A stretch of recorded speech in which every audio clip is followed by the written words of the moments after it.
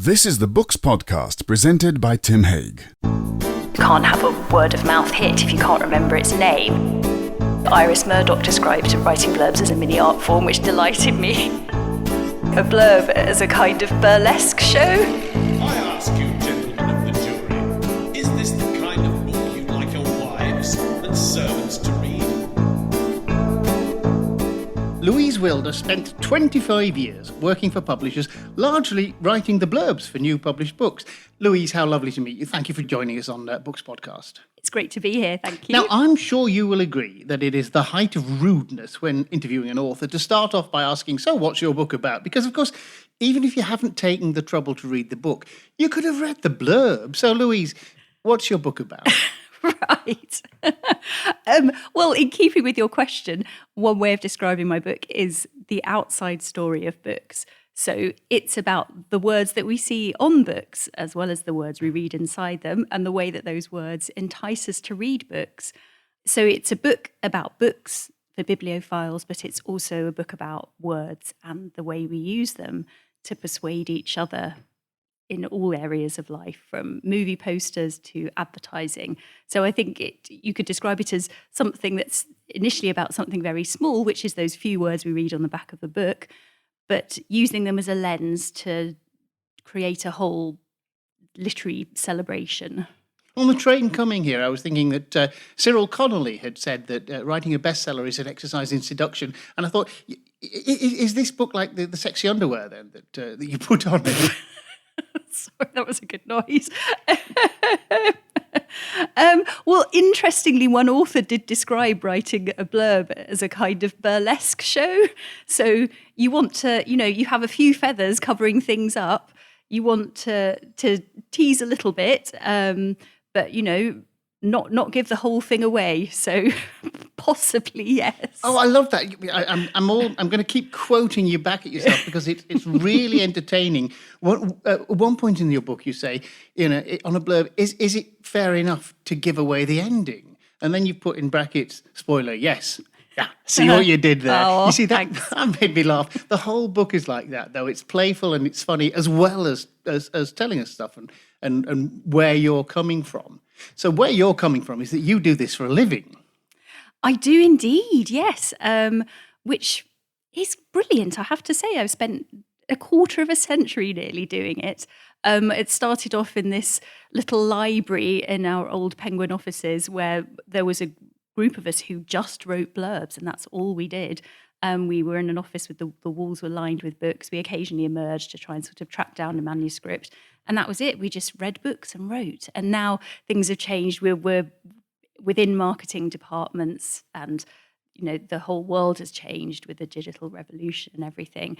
But I would say writing blurbs and reading books is probably about 60% of what I do still. It's my bread and butter. It does sound like an ideal existence. I mean, you've got great. a handwritten letter from John Updike of thanks. I have. I mean, doesn't that sort of thrill you? And It's wonderful, and I'm so glad I kept it, because in our old Blurbs office we had files and files full of letters from the greatest authors, which I don't know where they are now. We moved offices, everything went into storage. I think they're probably all lost to time. And I'm so glad I had this one letter from John Updike that I just decided to save and keep with me. I think you did right. I think I did, yes. I nearly brought it today, but I was worried I'd leave it on the train or something. I would have been thrilled to see it, actually, yeah. Terry Pratchett once said to me that he always wrote his own blurbs. And I thought, well, why doesn't everybody? And that's got to be a question for you. Why don't people write their own blurb? Why do they come to you? Well, it is a good question. And to be honest, in some publishers, authors do write their own blurbs. In fact, quite a few of them. It's usually a combination of author and editor. But I know that Penguin Books has always had this idea that you should have a professional in to do the blurb. Obviously, there used to be this entire department dedicated to it. Sadly, it doesn't exist anymore. But the idea is still that you need someone who can step outside the book. So obviously, I think, there is a risk sometimes with an author or an editor that you have the curse of knowledge, I suppose. You know too much about a book in a way. Your head is full of it. And if you have someone who's outside of that work, who can step in and then imagine that there's someone who doesn't know anything about it, I think that can be such an asset.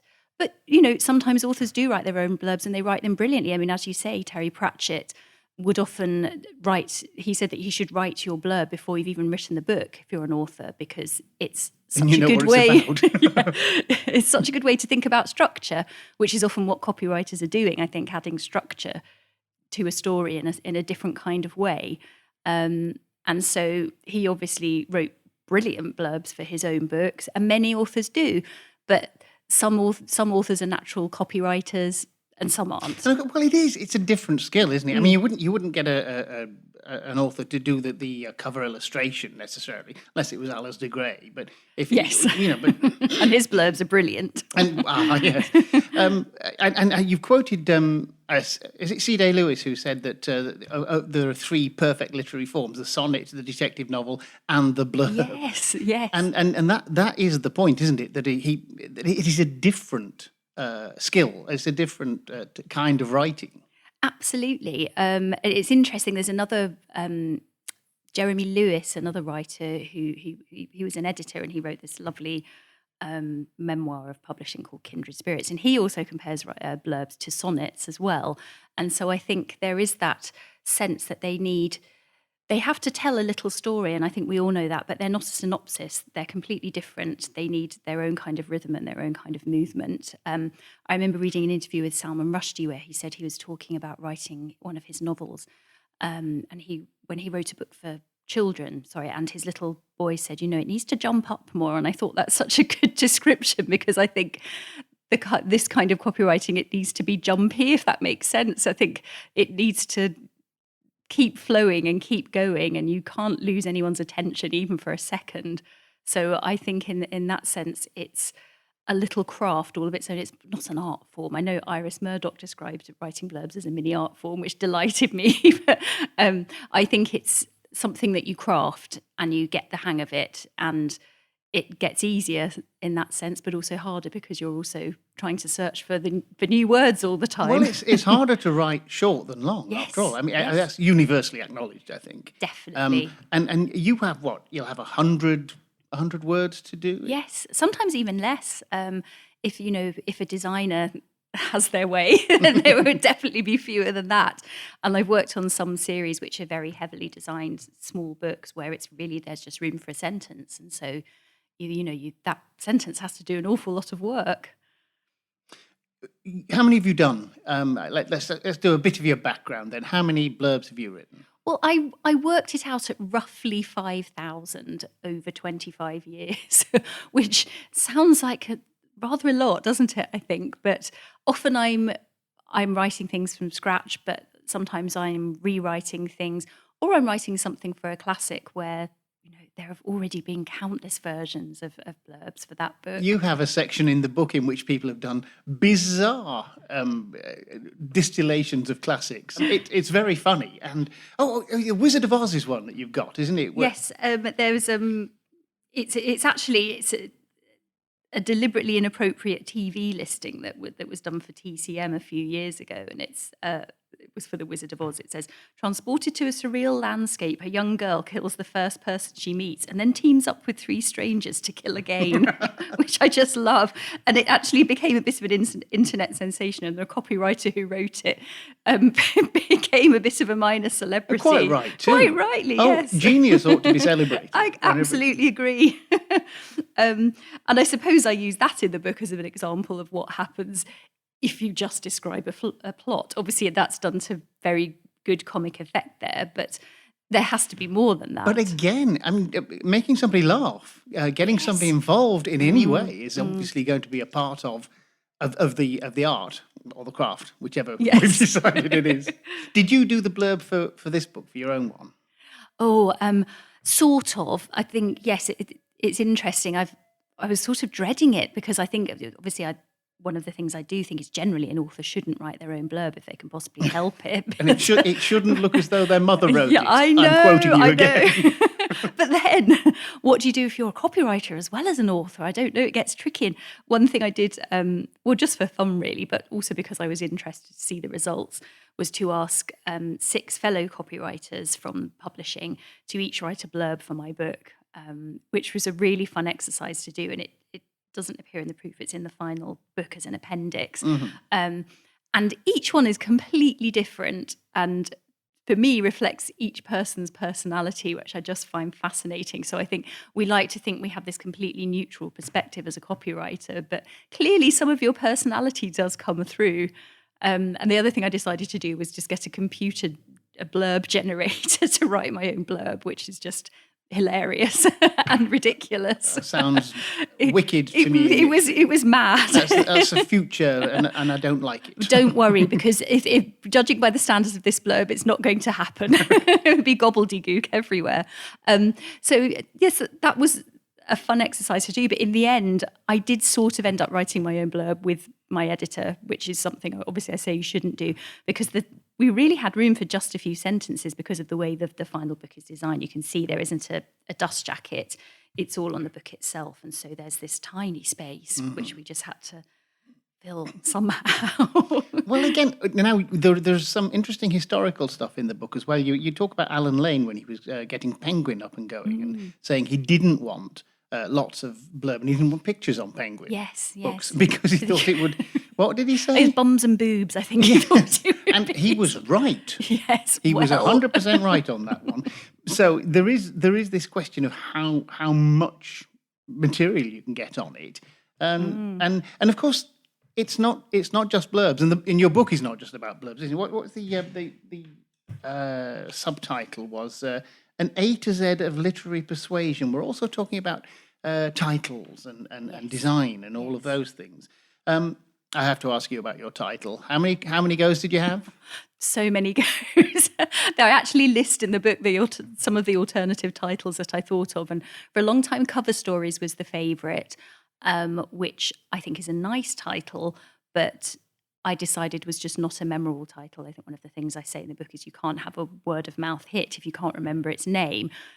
I mean, if my book was to become a hit, that would obviously be a dream, but I think if you just need to help people, and if it's something memorable or something that might make people smile, some people might grimace, that's fair enough, it's a pun. I know people have different reactions to those. Okay, let's talk about puns. What's your attitude to puns? Well, I'm a huge fan if they're done well, and I suppose that's part of what I'm writing about. I talk about all sorts of literary effects and, from exclamation marks to puns, and I think if things are used sparingly, like even, swearing that you sometimes see on book covers, and it's done with a spirit of seriousness as well, I suppose. I think a lot of the puns I give examples of come from quite a dark and serious place. Talking about Dorothy Parker or Quentin Crisp or someone like that, then I think they can work brilliantly. And someone wrote an entire book on puns called "The Pun Also Rises," of course. And he talks a lot about the science of it and how what they do to your brains and how they set all kinds of neurons firing, and how the whole idea of the pun is that it's rude and disruptive, and so a lot of people who don't like puns, they think are people who like control, and so they like language to be within their control, and they don't like it. Kingsley Amis distinction. Yes. We can say it. It's my podcast. We can say it. What did Kingsley Amis say about language? He said you're either a Burke or a wanker. And what did he mean by that? Well, now I need to just check which one is which. Oh, I think we can work it out from first principles.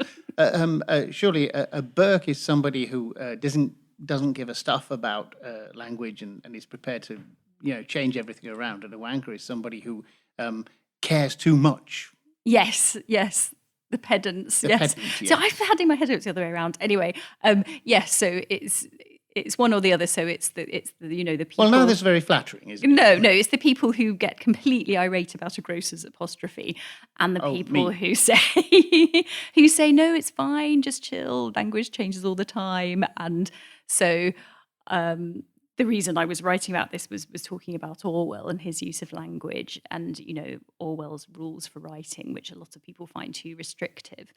But actually, I try and show, hopefully, really do tell us a lot about clarity in language. And of course, Orwell wrote like an angel. Yes. So you have to listen to him, even if you, You do. don't follow his instructions.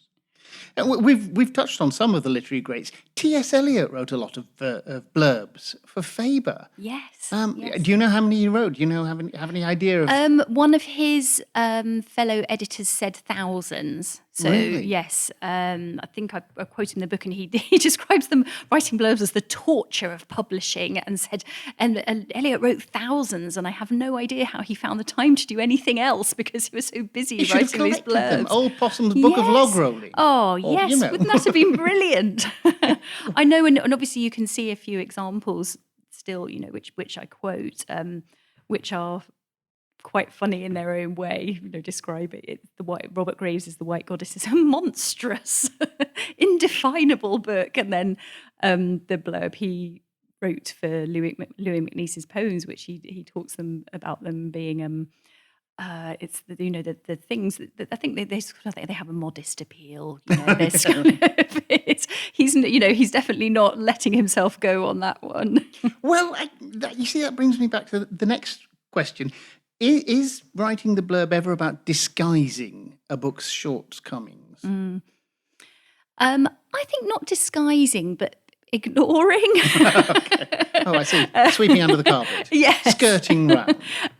There's a description I quote from the Italian writer Roberto Calasso in the book where he talks about writing a blurb as introducing someone at a party. So it's the same, you wouldn't say, well, they go on a bit. They're a bit long-winded, Meet my boring but they're quite friend. nice. Yes, they do sag in the middle rather. But so I think, as he says, it's the same with the book. You politely point out the good points, and obviously Calasso he was publisher at Adelphi as well as being a writer in his own right, and he wrote hundreds and hundreds of blurbs for Adelphi too, and.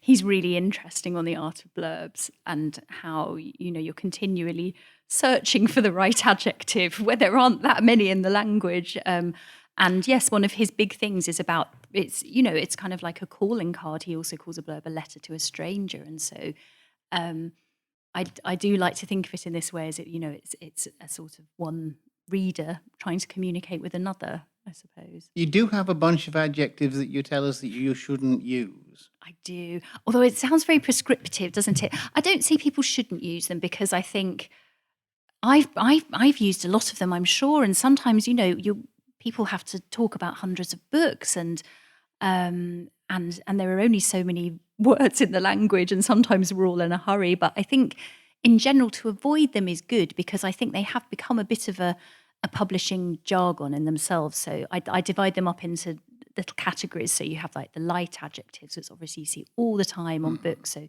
luminous, dazzling, searing, so many. And then the natural disaster adjectives. So you have explosive, shattering, that kind of thing. And then it's like, I've got a virus adjectives. So like, they're staggering, you're bowled over by it.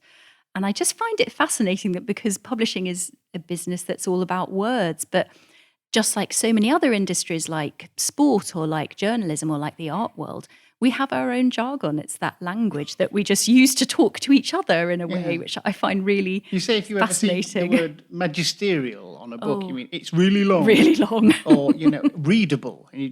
Well, it's a book. Yes. It's like my other bugbear in this book. Well, no, it's a book opposed to and where? there are things in it, yes. Do you have any favourites and worst? Oh, I'd love to know. Oh, there's so many bad ones. They're more fun, aren't they? Yeah. And so I talk about a lot that I really admire. And so I think if something stood the test of time, I think that's a good sign. And I talk about the copy that appears on The Handmaid's Tale by Margaret Atwood. And again, I've got a really old battered edition that starts the copy starts with the line the Republic of Gilead allows Offred only one function, to breed, which I just think is a great setup. It's world building in one little sentence, and the whole blurb is replicated on editions now. And I think again, that's one that's really stood the test of time. But obviously, I'm unearthed all sorts of horrors, and a lot of American pulp editions of classics are really fun, like from the 40s and 50s, because obviously, you know the story, and so when you see the description, you know how terrible. It's like there's one for Therese Rackham, which is like, Teresa only listened to the demands of the flesh, and it's like you have to read it in that voice in your It might be a bit head. disappointing. Well, I know. When you read it. Are American blurbs different? You suggest that there's a difference in approach between the UK and America. I think there is, yes, and obviously the word blurb itself has different connotations, well, different meanings, really. In the UK, it's more commonly used to describe, it's for a paragraph of descriptive copy on a book, whereas in the States, it is an advanced endorsement provided by another writer. So we would probably just say a quote. It's really instructive, that cultural difference in between the way that books are packaged in different cultures. Then I use one example of a book which in French is chanson douce, which is lullaby, and so the UK edition was called Lullaby. In America, they called it The Perfect Nanny, and you can use that as a case in point of how the American copy is very hyperbolic, very filled with adjectives. Ours is far more minimalist and very thrillery. And then the French edition basically has nothing on it. It says that the writer won the Prix Goncourt. That's it. That's it's a kind of a Gallic shrug of copy. It's like, take it or leave it. That's fine. It's up to you. Well, you have a chapter entitled "The Life-Changing Magic of a Title," and which I loved. And of course, this is the thing, isn't it? When we come to a book as a consumer, it's a finished product, and the title is a given because that's what. But it didn't arrive. It didn't spring like Athena from the head of Zeus, fully formed. You do the Great Gatsby, and I've forgotten what the options were. Oh, it was the High Bouncing Lover, which is extraordinary. The Trimalchio in West Egg was another. Title. I know, Absolutely atrocious title. which he really loved, and so Fitzgerald was really really keen on this title and regretting it. At the time of publication, that he hadn't gone for this other title. Do you think it would have been as successful if it had not been called The Great Gatsby? The Great Gatsby is a wonderful title. It's wonderful, isn't it? It's so interesting, and there's no way of knowing, is there? In some parallel world, what would have happened if, yes, The Great Gatsby had been called Trimalchio in West Egg, 1984 had been called The Last Man in Europe, Pride and Prejudice had been called First Impressions. Who knows? Perhaps the works would have just spoken for themselves anyway. But I just feel that those titles are selling, and people are a bit sniffy sometimes about selling these days. But I think those titles sold those books. They were. Two of them are very alliterative. The Great Gatsby, Pride and Prejudice. 1984 has a number in it. Titles with numbers that are very successful. 1984 has a music. Has that word music, doesn't it? Catch 22 has music in the way that Catch 19 wouldn't. Completely agree, yes. So in some ways you can't really pin down that magic. But I think there are things sometimes that these things have in common. And I do wonder if it's, something either repetition or something concrete. I was talking to someone today, actually, and we were talking about how there was a book a few years ago which was a big hit called A Short History of Tractors in Ukrainian, and how the poster ads for the author's next book just said, the new one by that tractors woman, which I just thought was brilliant, because obviously you remember the word tractor, you remember the concrete thing, and you also refer to, was there a bus that had Zadie Smith's book on and said, believe the hype? Yes. That's brilliant. Yes. That's absolutely brilliant, because it says, this is already there, you're having to catch up. Yes. That was clever. It was, it really was. You also have some trenchant things to say about subtitles, and you've given your book a subtitle. You're not always sure they're a good idea. Yes, I think the wallflower at the party is one description of them. They're often quite functional and quite plain, and generally forgotten after a book has been published. Like Frankenstein, the modern Prometheus. Yes. I think that there was that fashion for a while, wasn't, for novels to have subtitles. And I think now, sadly, they're not as poetic as those sort of subtitles that you had, The Story of a Pure Woman. I think that was for Tess, wasn't it? That's I think right, Tess the Dovilles. Yes. So I think now they tend to be far more functional. It's how, when, where.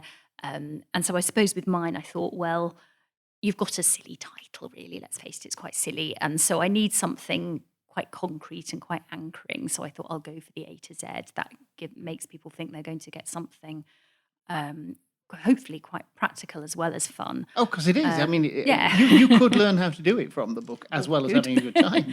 And so I think they are generally forgotten. But, sometimes you can have a subtitle that gives a nice little extra sparkle to a title as well. So I think one I've talked about is the book, Owen Jones' book, The Establishment, and How They Get Away with It. Yes. Which I think it just follows up on that title nicely. That is technically a subtitle, but really it's a disguised big title, isn't it? Yes, it is. Yes, pretending to be a subtitle. It's a bit of a cheat, isn't it? Well, no, I don't think we can say cheat, but it's somewhere in between. Yes, it's what I actually came up with that one, so that's fine. I can't did say you? it's a cheat. Yes. And another one I like is for a book I didn't work on, a book called Quiet, which is sort of like self-help, and it's the power of introverts in a world that can't stop talking, which I think is very clever because it's got that contrast in it. I think it's nice that you confess that you had 39 different subtitles for this before you settled on the one. I've still got the Word documents, and occasionally I look at it if I just want to feel very anxious. I get them out and think, oh, God.